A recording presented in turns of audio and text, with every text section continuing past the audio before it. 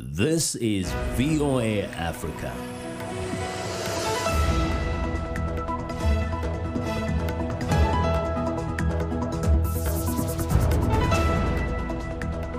Good evening, I'm Esther Githui-Ewart. It's Monday, March 2nd. This is Africa 54. The worldwide death toll from the coronavirus surpasses 3,000 as dozens of governments and global health officials work to contain the virus. Ethiopians in Washington, D.C. call on the United States to stop pressuring Ethiopia on the Grand Renaissance Dam negotiations. And a major university in Kenya is berated for blaming a rape victim of being reckless.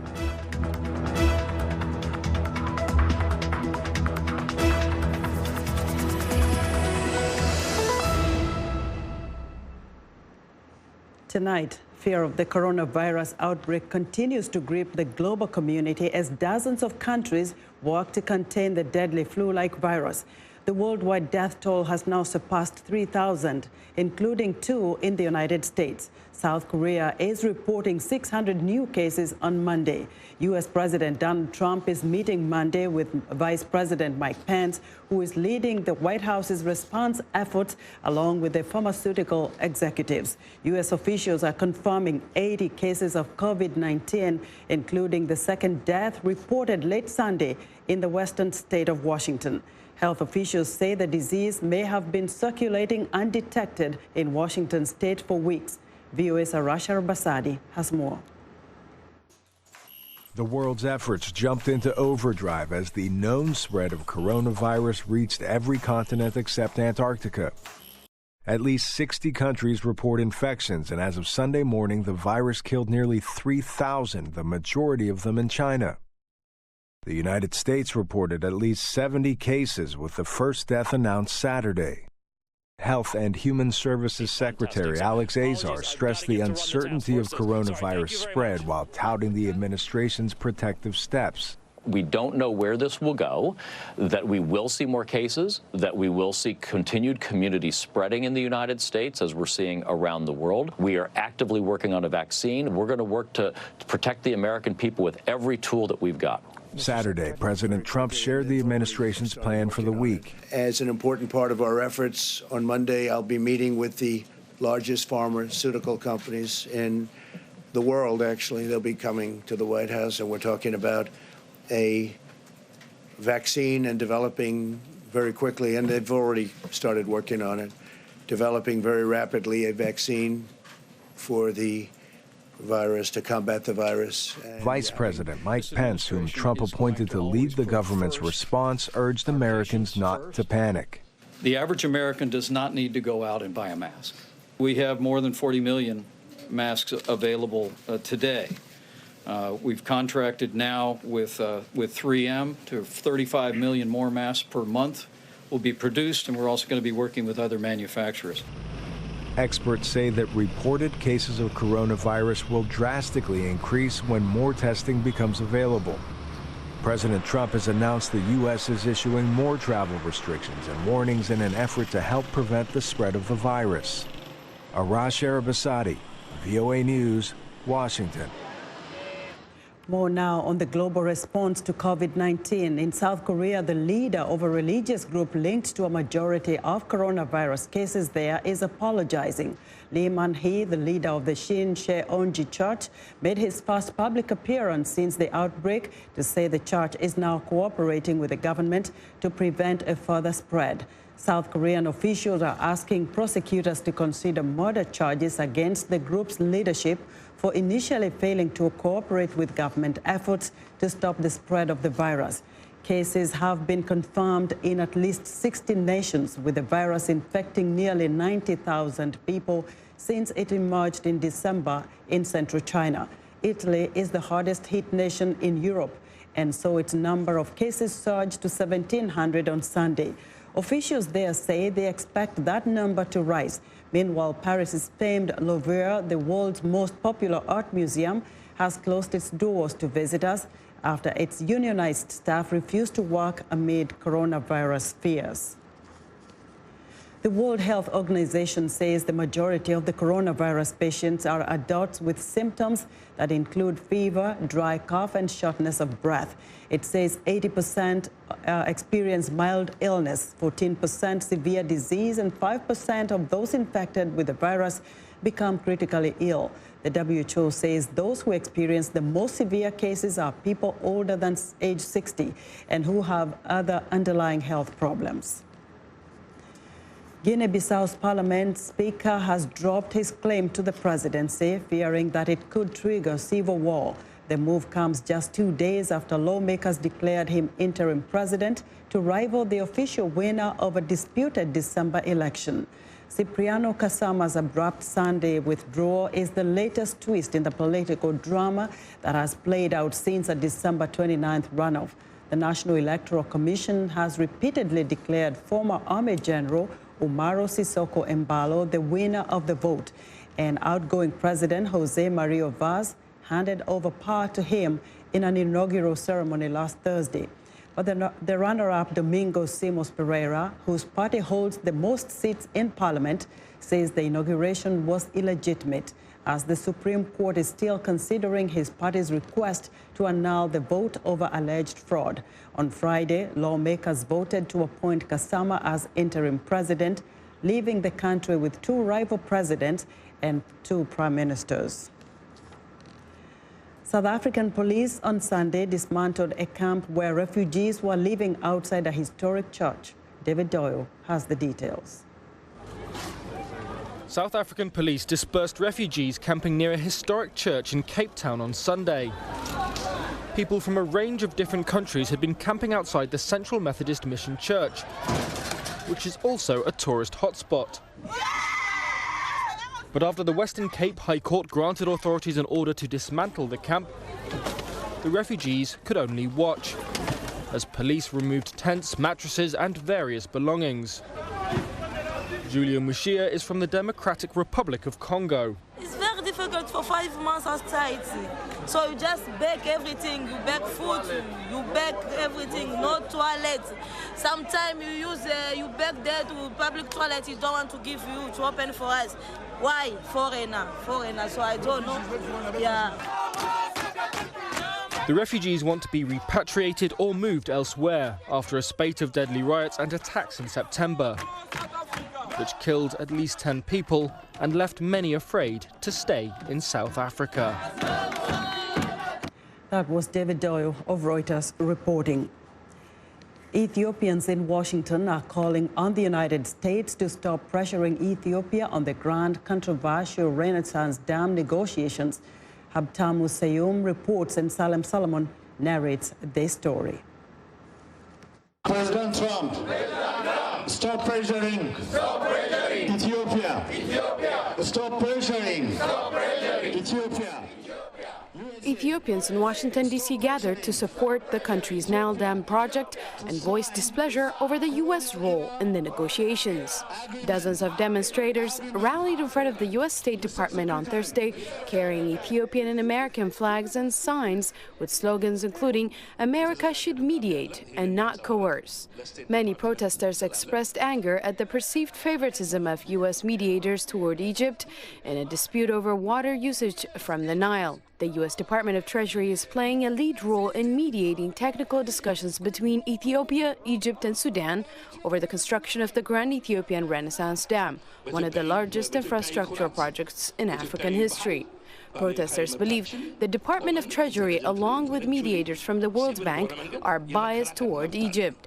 This week, Ethiopian negotiators temporarily walked away from discussions, according to state-owned media. This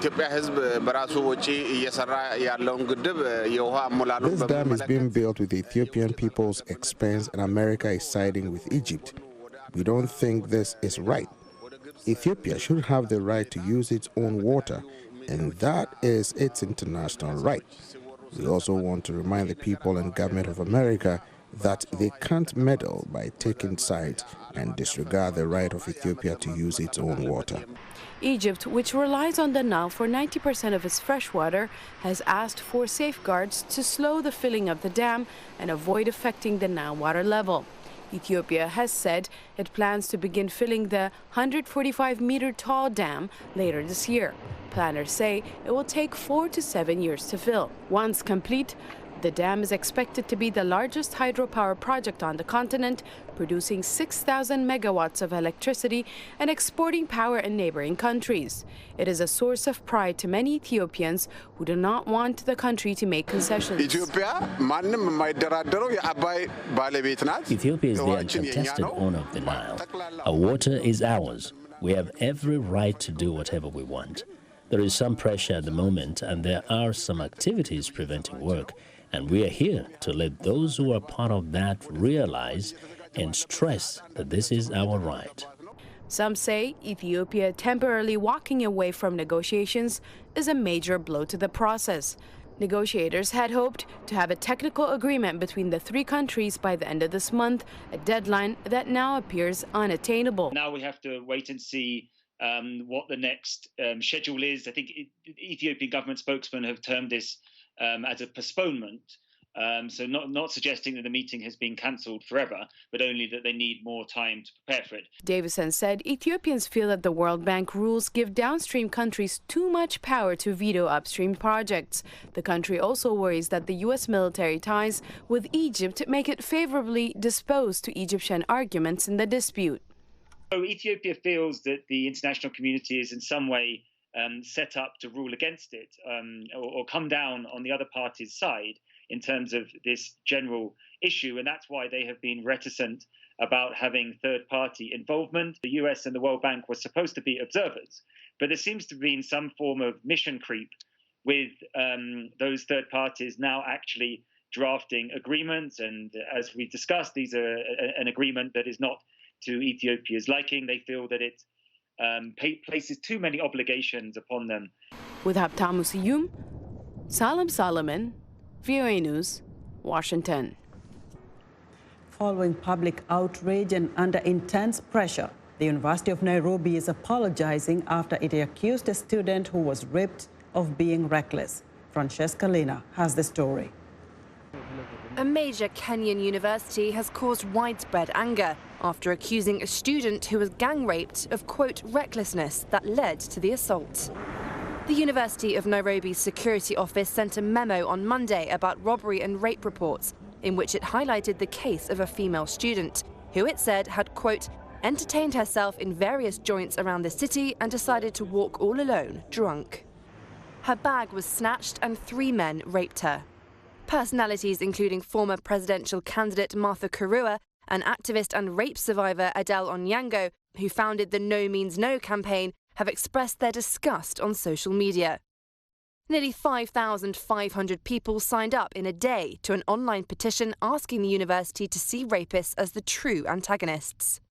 The university has now apologised, with Vice-Chancellor Stephen Kiyama saying the memo was insensitive and did not represent the corporate values and image of the University of Nairobi.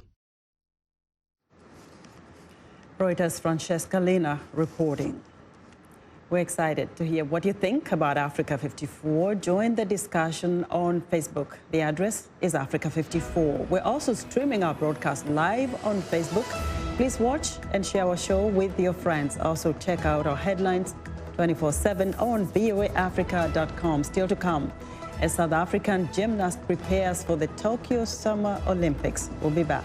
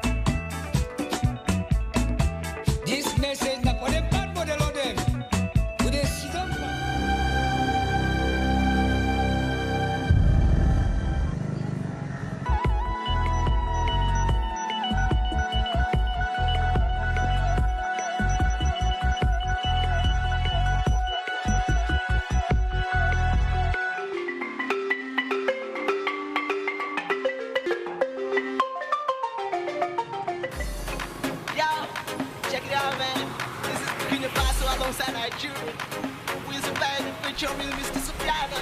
You know what it is, the bad records. Get it on. Too many haters started, I ain't gonna be here. I'm recording the fake track in my pen, I replay. Never fun. Never fun.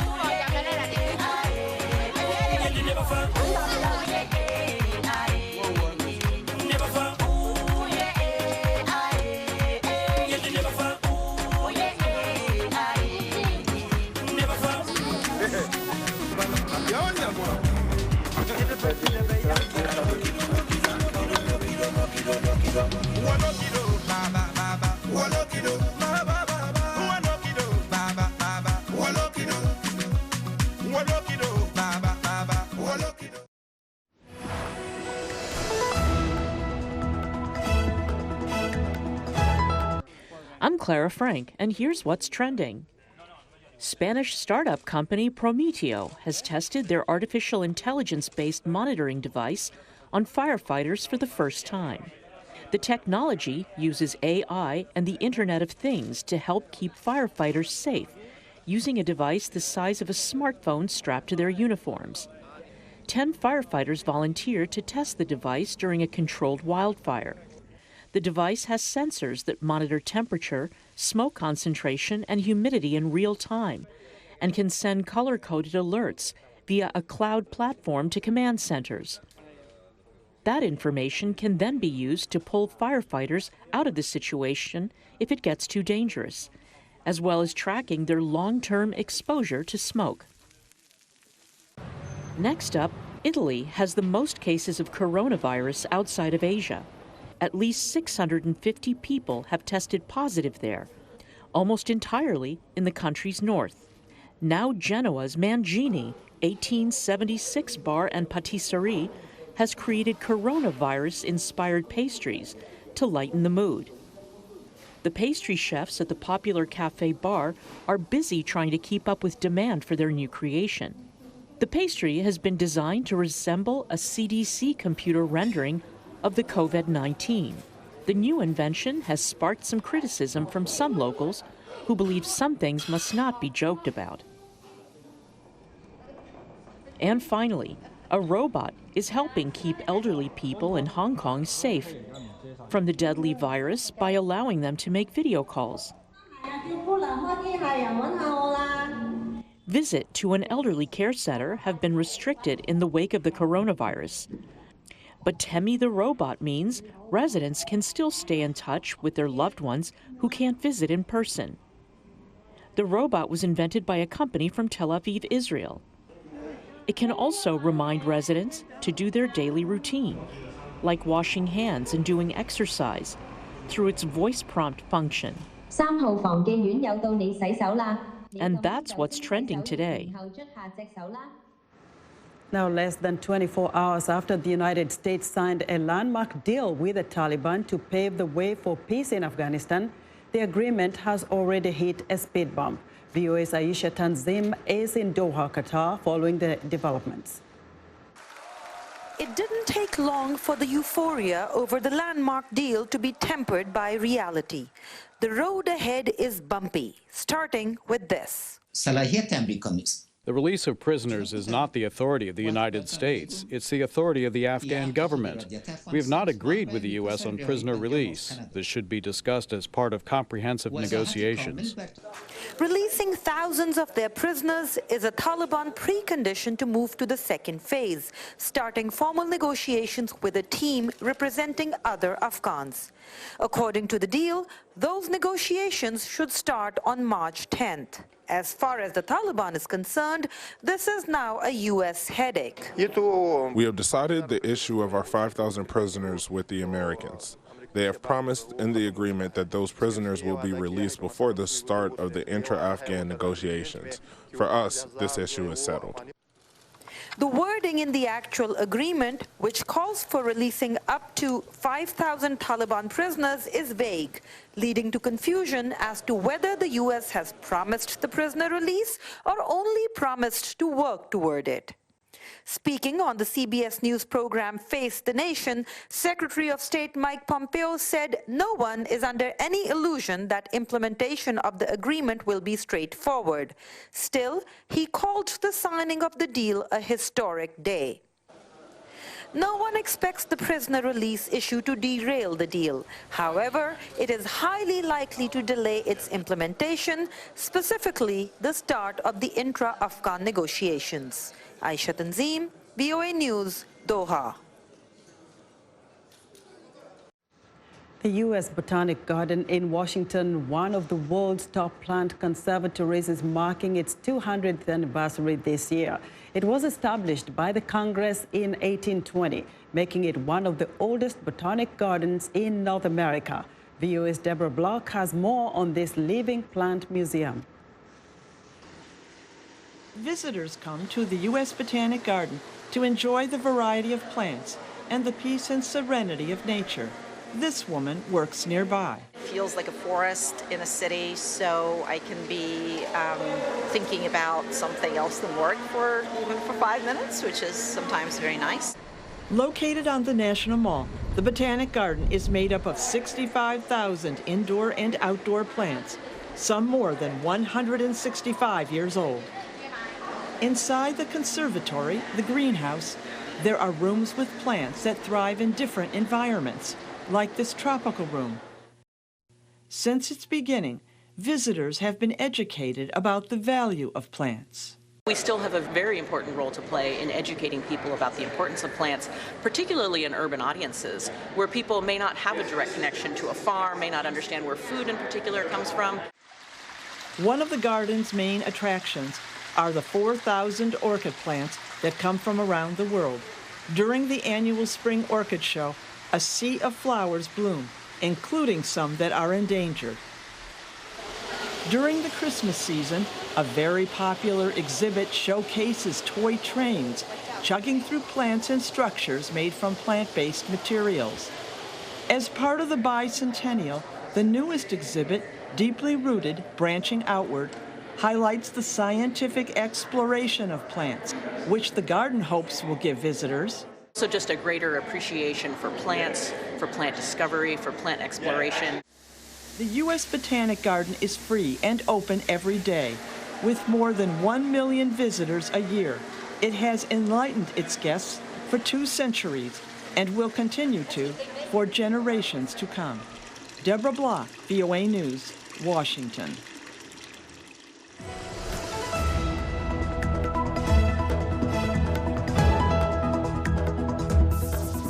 In sports, the Colorado Rapids had a dream start to the 2020 Major League Soccer season as they secured a 2-1 win over DC United in Week 1 at the Audi Field in the U.S. Capitol.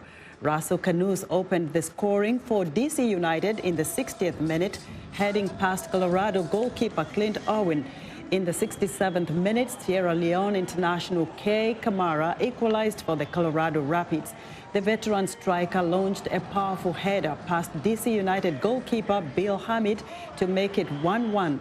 But in the end, Jonathan Lewis's 92nd minute strike was the game winner for Colorado. We played really well. You know, our game plan worked really well against the formation that DC was playing. So it makes us look good, obviously. And I thought everybody took care of business, and the most important thing was we came away with the win.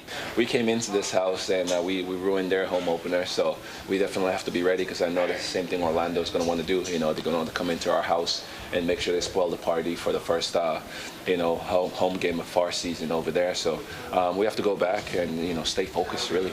Stay focused. I mean, good points right now. Everybody's buzzing in there, but we have to keep that. And hopefully when we go back and start, training by Tuesday, we're focused again.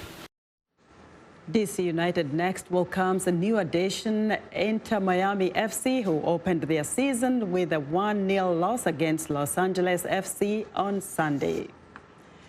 Now, South Africa's Caitlin Roos-Krantz made history last year by becoming the first gymnast in her country to win a gold medal at an international meet, earning her a spot on the nation's Olympic team. South Africa has a poor record at the Olympics and in gymnastics in particular, but Roos-Krantz is trying to change that with her debut in July at the Tokyo Summer Olympics. VOA's Anita Powell reports from Johannesburg.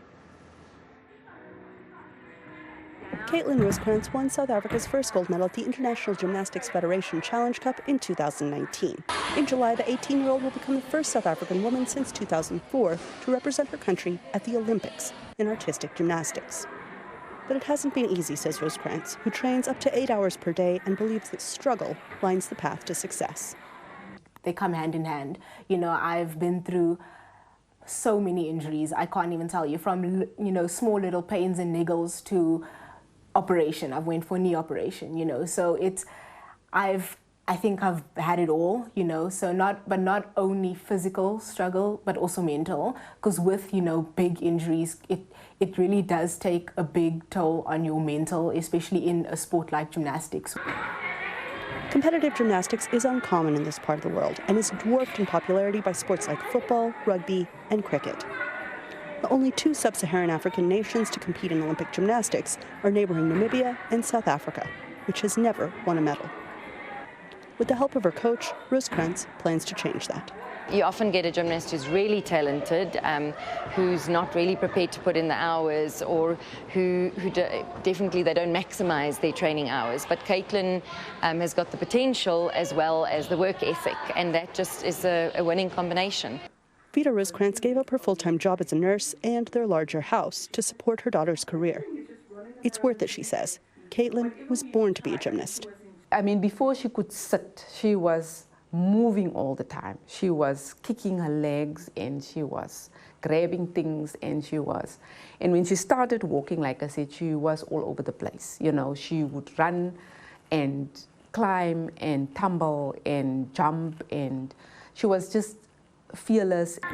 Caitlin Roos-Krantz's best friend, Naveen Darius, is South Africa's international champion. She hopes to secure the nation's second spot at the Olympics during the March African Gymnastics Championships. Caitlin is opening doors, we all are working hard, and it is getting better. People are noticing us more, which is always nice. She's amazing. She inspires me every day. I tell her, all the time, Caitlin, I look up to you. Don't change. She is amazing. She's motivational. She supports me. She's like a pillar in the gym. More than just winning at the Olympics, Roos-Krantz wants to put the spotlight on South African gymnastics. Earning the country's first gold medal in an international competition and being its first woman gymnast at the Olympics in 16 years is a pretty good start. Anita Powell, VOA News, Johannesburg. Wishing you the best, Caitlin. And that's our show for today. Be sure to watch Africa 54 on our website at voaafrica.com. From all of us here in Washington, have a good evening.